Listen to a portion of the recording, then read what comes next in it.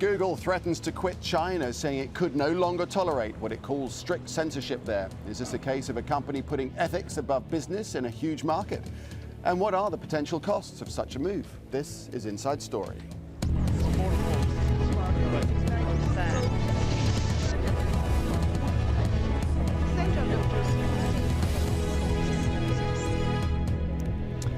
Hello there and welcome to the programme. I'm Nick Clark. So maybe www.google.cn will be a thing of the past. Google launched in China back in 2006. It did agree to some censorship as required by the Chinese government. But now it's saying enough is enough, as Tom Metcalf reports. Google says the attacks were an effort to learn the email passwords of several Chinese human rights activists. It says the accounts of dozens of activists in China, the US and Europe were being routinely accessed by outsiders. Google didn't state who was behind the attacks, but said they had security and human rights implications for what it called the global debate about freedom of speech. The California-based company consulted the US State Department before making its announcement. In a statement, Secretary of State Hillary Clinton said the allegations raised serious concerns. "We look to the Chinese government for an explanation," she said.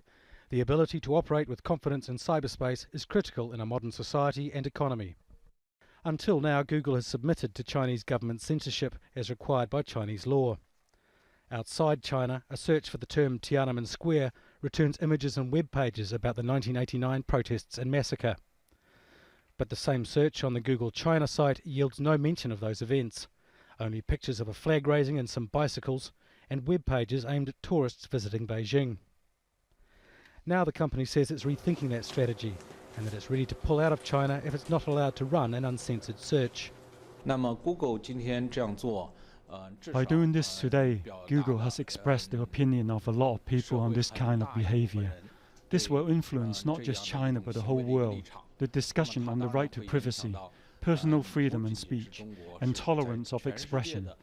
I think this is extremely important. But analysts say China is unlikely to buckle to Google's demands. It's impossible to imagine China backing down in any way as a result of Google making an announcement that it is leaving China. From the point of view of the Chinese government, there's much more important things than even a high-profile company such as Google. But it will be very interesting to see what the reaction of the Chinese government is. Already we've seen that the Chinese government has asked many of the portals to downplay the news of Google's departure. China has the potential to soon be the largest internet market in the world. Google's new China strategy could cost it billions of dollars that might go to rivals who are prepared to submit to censorship. Tom Metcalf, Al Jazeera. Well, let's look at this in detail now. To kick things off, let's hear from Google themselves. We can speak right now to Peter Barron. He's in London. He's the Director of Communications and Public Affairs at the company. Welcome to the programme, Mr. Barron. We appreciate your time. Now, Google finds itself between the proverbial rock and a hard place on this one, doesn't it? Well, what happened actually was that in December we discovered we had been the target of a very serious cyber attack. So we've decided that what we need to do is to take a new approach to China. So when we went into China in 2006, we hoped that it was going to be possible to open up the internet in that country. But what has become very clear over the last year or so, that there is a lot of efforts to clamp down on freedom of speech on the internet in China. And what we've seen in the last month with a very, very serious and sophisticated attack, as well as a surveillance operation which has been targeting the Gmail of Chinese human rights activists, that leads us to conclude that we can no longer agree to censor our results in China. So we're looking for a new approach. So what will that new approach be? Are you going to pull out? What we're going to do is, in the coming weeks, we'll be talking to the Chinese government, the Chinese authorities, to see if it's possible to operate an unfiltered search engine within the law in China. Now, we accept that that may not be possible, and if it's not possible, we will close Google.cn. Google.com, which is the version, the worldwide global version of Google, that of course will be available and available in Chinese. What do you say to suggestions that you're just looking for ways of getting out of a market that you've been unable to conquer? Well, I think that really is beside the point. I mean, we in fact had our best quarter ever in China in the last quarter of 2009.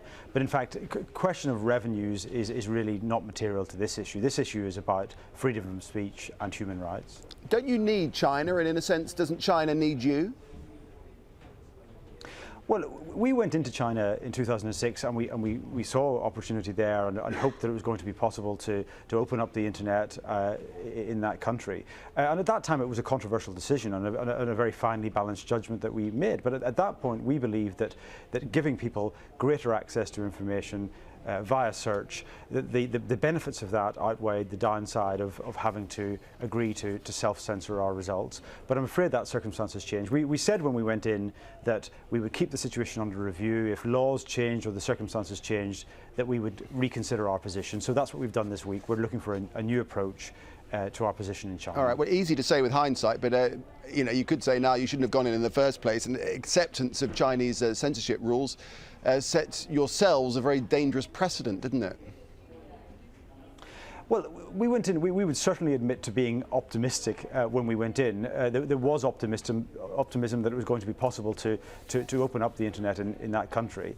We have been faced over the last year with the reality of what's going on, and that hasn't just been Google. That's a lot of other internet companies as well, whether it's Facebook or Twitter. There has been a very concentrated clampdown on freedom of speech on the web in China over the last year, and that has made life very difficult to operate there. You said back in 2006 that it would be more damaging for civil liberties for Google not to be in China at all. Doesn't the same apply right now? This was a question of balance. Our view at that point was that if we could give a much greater number of people in China access to information, that would be good for democracy and good for access to information. We tried that approach over the last year.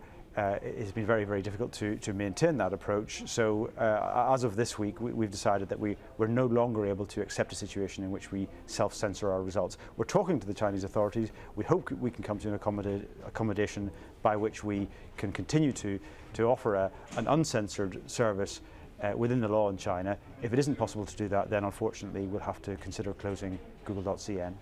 All right, Peter Barron, I know you have a very busy schedule right now. We appreciate your time. Thanks very much. Okay, so now to our panel to discuss all things Google in China. In Hong Kong, we have Thomas Tang, who's president of the Institute of Management Consultants in Hong Kong. And in London, Carsten Sorenson, the senior lecturer in Information Systems and Innovation at the London School of Economics and Political Science. And also in London, we have Joe Glanville, who's editor of the Index on Censorship. Welcome to you all. Thomas Tang, if I could start with you first of all. How do you read this situation with Google in China? Are their motives genuine, do you think?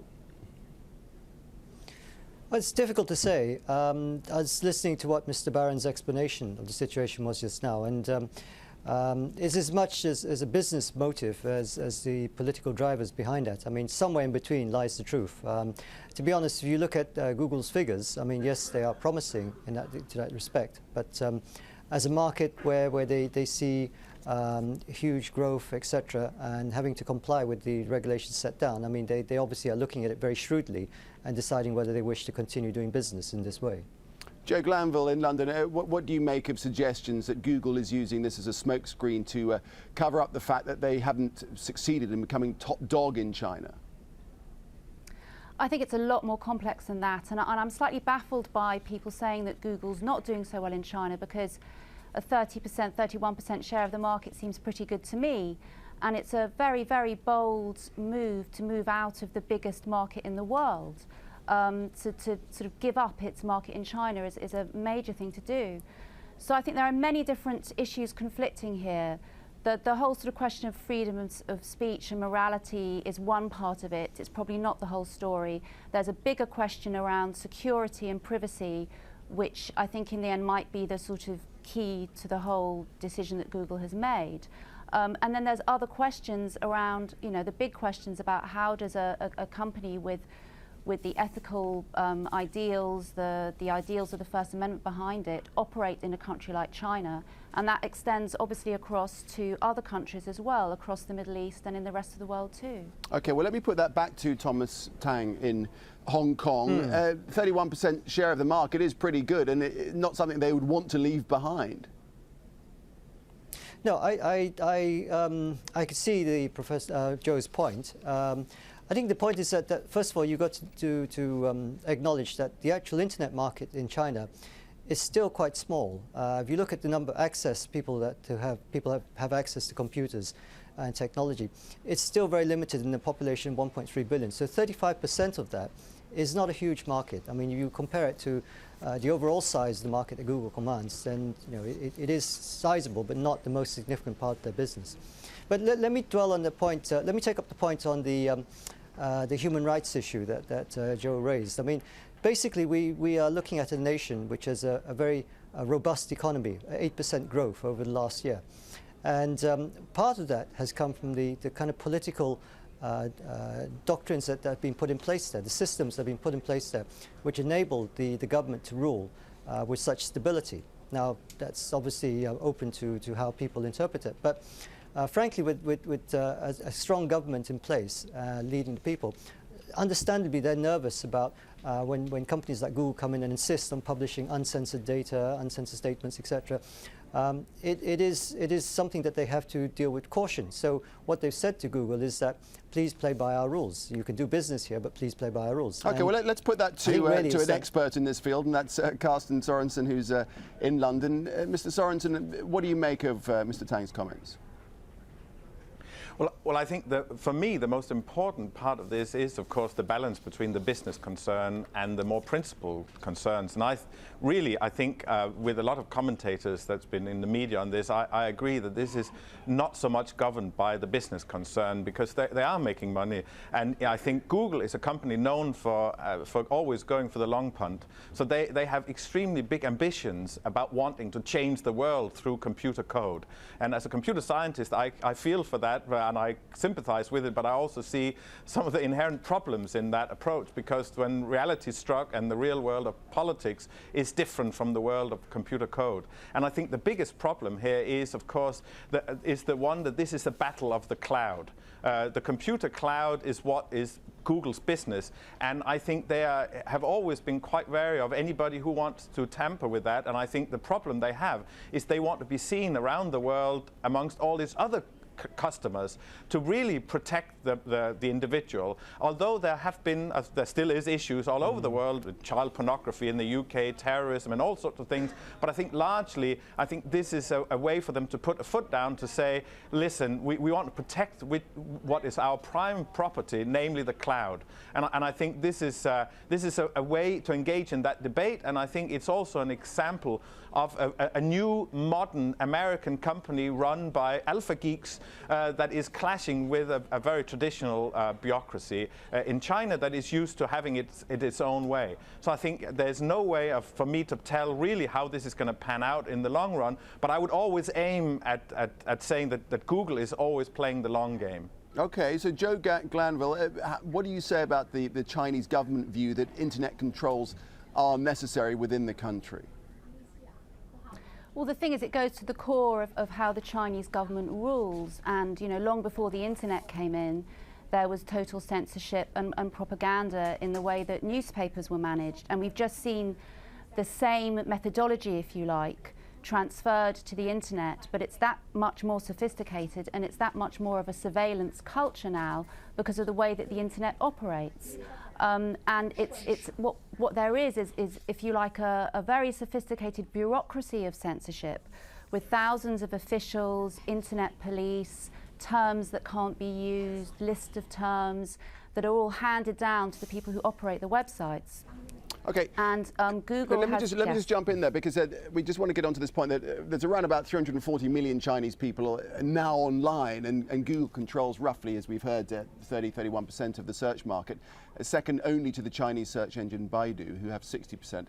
So we're just going to quickly examine who stands to gain if Google were to pull out of China. Baidu, of course, could eat up the Google share, or maybe it could suffer a backlash because of its perceived alignment with the government. That's debatable. Yahoo, number 3 in the market, currently owns a 10% share. Microsoft have a tiny share as well, but they apparently consider China the most important strategic market. The Chinese internet portals such as Tencent, NetEase and Sohu, all with negligible market share, they could also benefit. Mr. Tang, what would you think would be the immediate benefit for other companies if Google were to pull out? If Google pulled out, there would be a void in the market. And as you said, I mean, Baidu owns about 60% of the market share. I mean, they would clearly take advantage of that.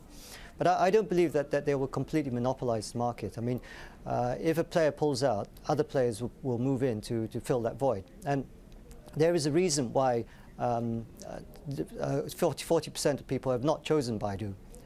So really what it says is that there's a lot of entrepreneurs out there who will benefit from this. I don't necessarily see it being such a bad thing if Google did pull out. Okay, Carsten Sorenson, can China afford to lose Google? Yes. I'm not an expert on China, but I don't see why they I don't see why they couldn't. I mean, the point is that what has been widely reported in the media is that the other players are not signaling that they're going to follow suit. So the point is it's going to work on the principle that somebody else will take over that market. But what I've talked to one of our doctoral students and who is Chinese and say there is a difference in terms of usability, that Baidu is better for searching, better for search in Chinese, but Google is much better for advertisement. So in terms of capitalizing on that gain, on that possible marketplace, it might be questionable whether the others would be able to capitalize on that, or whether Google indeed has been driving a market for themselves. But it's obvious, I think in that sense, Google can less do without China than China can do without Google. China has done fine without Google for 3,000 years. I don't see why they wouldn't be able to last a bit longer, but I think they want to be seen as wanting to have Google because it sends the right signals. And when Hillary Clinton wades into the debate, it's clearly we are talking about here, it's a global media issue. It's very rare that technology issues are on a global media scale like this, so it's obvious it is an extremely important issue. But I think in the long term, Google will need the biggest market in the world. There's no doubt about it. All right, and Joe Glanville, no doubt about it as well, that Yahoo and Microsoft will be watching this extremely closely and may have to make some delicate decisions themselves. Well, I think what's going to be interesting about this is this really going to change the way that Western companies do business with China and with regimes that are authoritarian regimes that are similar to China, because Google's really thrown down the gauntlet. And in terms of questions of social responsibility, corporate responsibility, things might really shift now, particularly if the American government comes in very heavily behind Google, asking difficult questions of the Chinese government, as Hillary Clinton is already doing. Does that mean that Yahoo and Microsoft are actually going to really damage their credibility worldwide if they carry on and leap in a very opportunistic, cynical way? Yeah, Mr. Sorenson, no doubt the Chinese government would want to encourage internet-savvy, technologically advanced companies like Google. In that sense, it could be a loss. Yeah, well, I think I mean, again, I'm not an expert on China, but I've lived almost 50 years, and I have understood so much that they really want to do things their own way. And I think the problem here, the conflict here, is of course partly caused by the fact that I think Google as a company is used to doing technology. It is not used to doing politics. If you look at all the issues that has been about them scanning books and the rights and all of those, it have shown that they are extremely clever technology company, but they are still maturing as a company in terms of understanding politics and all the global issues. So they have been able to position themselves globally. But now, when you play politics, you don't do it as fast a pace as when you do technology. And I think politics and diplomacy and all of that takes centuries. And I think they have especially maybe because of their historical background with one of the founders being from the old Soviet Union, they have of course very strong opinions, and it has really been a problem for them to accept this deal with China the past 4 years. But I really think the point here is that you can't just fix these things overnight. Although, of course, others have pointed out that China has in many ways, in other cases, overplayed their hand and have been left weak because of it. in the FT, it was reported, for example, in the trade with steel prices and the arms deals with Taiwan, that one analyst argued that that China had tried too hard-handed to control things and therefore had potentially lost out on. And that could be the case in this as well. But it's absolutely obvious. At the end of the day, there's one customer to Google in China, and that is the Chinese state. And if it wants a business there, it needs to deal with this one customer. In a sense, Joe Glanville, might Google not look back at their decision in 2006 to set up their operations in China and wonder whether it wasn't a mistake or not? Because really, this kind of thing was inevitable, wasn't it? I think obviously some kind of clash of some kind was going to be inevitable, and I think they said at the time that they were circumspect, and they massively damaged their credibility in terms of their motto, "Don't be evil," in terms of their moral responsibility by going into China. It was always a gamble, it was always going to be a risk, and this is a massive risk too, what they're doing. It's a very, very bold decision to pull out of China, if they pull out of China, but I can't see that the Chinese government are going to agree to their proposal of having unfiltered search engine. So how do you see it panning out then? Do you think that Google will actually leave?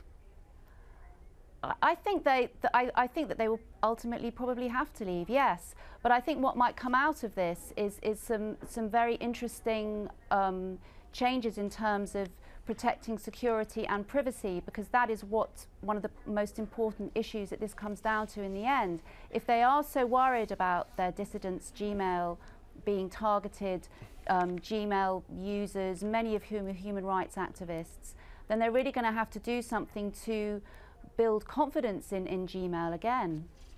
So if Google does elect to be the fall guy, Mr. Sorenson, what impact do you think it might have for other search engines within the country? Well, I mean, it's obvious. If it turns out, I'm less confident that Google will pull out. But if they indeed pull out, it's obvious that the light will shine even harder on the other remaining ones, except maybe the local Chinese one, to really.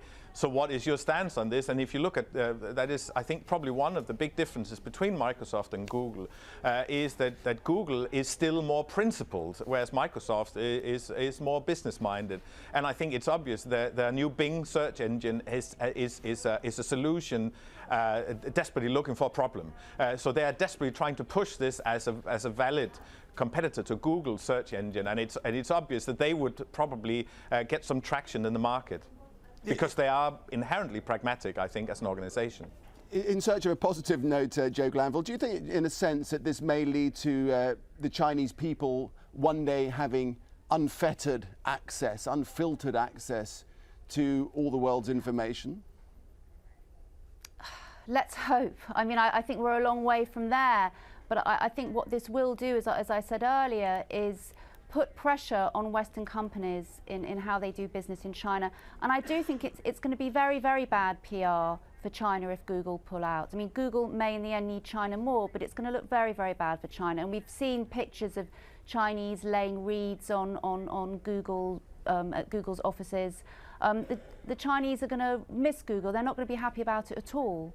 So I think in a way that by not cooperating with the Chinese government, in that way, we might see a censorship-free China much more quickly. All right, well, that's all we've got time for. Joe Glanville, we appreciate your time. So too, Carsten Sorenson, thanks very much indeed. And we also thank Thomas Tang a lot too, but we lost a satellite connection to Hong Kong, but we thank him very much for his contribution. Please drop us a line if you have any thoughts or comments about the issues raised on this programme. Inside Story at aljazeera.net. Thanks for watching the show. From me, Nick Clark, it's goodbye.